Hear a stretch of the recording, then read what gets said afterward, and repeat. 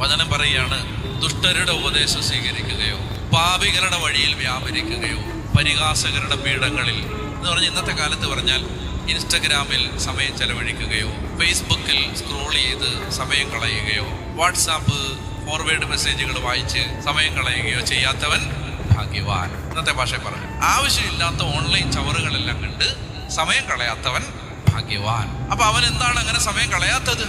അവന് വേറൊരു വിഷയത്തിലാണ് ആനന്ദം.